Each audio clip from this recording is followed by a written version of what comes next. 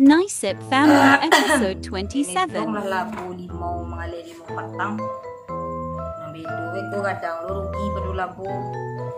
Barangkali dia menyetor ke koki wah. Lalu mau 3.000 apa deh. Ngecep. Salam. Angang lai. Pak ada yang lipat ni mana? Apa ah? Tak cibuak. Ija teloh jom mengicek le tak cabuak ya.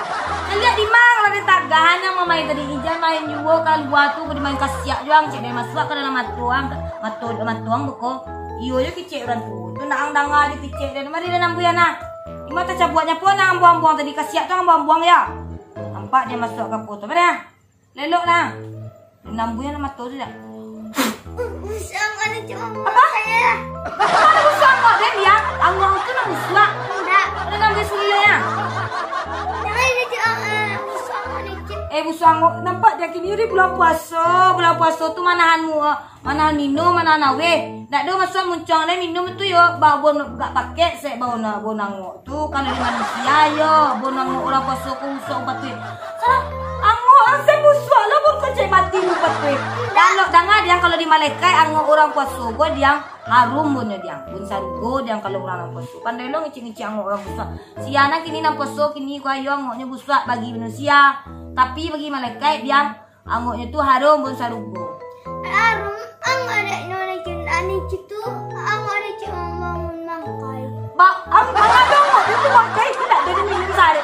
Balik sabko barajam yang manahan dia tu dari sahur sampai ke buku manahan makan dan minum. Tu yo agak pahit bau nangok kos ketek tapi bagi manusia, bagi waang, bagi yang lain. Kok di malaikat dia nangok dia bentuk ko nang poso ko harum punya dia harun. Bau sarugo punya dia. Banyaklah cerita angok saya busuk ku sebentar ko busuk pandai lo ngicik-ngicik dan angok dia busuk. Angok bulan-bulan poso ko tu yo madetunya menahan awe, menahan makan dia. Banyaklah cerita apa modal dari mangale. 500. Nampak dia sampai bukuan. Tapi mangale 5 yang petang kwa lah barangkali dia menyetor ke toke kwa. Alah 6 kali alhamdulillah lah bisa ko pitin tak barayo buat yang kwa. Pandai yo ngicik angok busak tapi kalau dipiti tak taram incik matuang tu macam lek piti ko dengan tu. Nampak dia kwa. Bila gigi ngecep kau. Mangana boleh aku segigi belum pasal ko sen sehari ko boleh segigi dah. Waangnya tadi sahur nak dah aku segigi dah cedak angok tu busuk pun patui pandai lah. Citu tak ada nak sahur tu nak gigi ngecep. Waan aku segigi dan pasuro menyuruh sahur tu gosok gigi cek dan sebelum orang apa gosok gigi ko nak muah dah. Tu nak tambah busuk pun angok tu. Pandai lah ngician. Ketek baru lah pandai lah ngicik-ngicik. Ngecep sosok tahu. Wah, nak tahu memang ajar ketek dulu. Wah, next dulu lah banyaklah cerita. Tak dia kuah, pola manito yang katuke nak ketujuh kali dia kuah.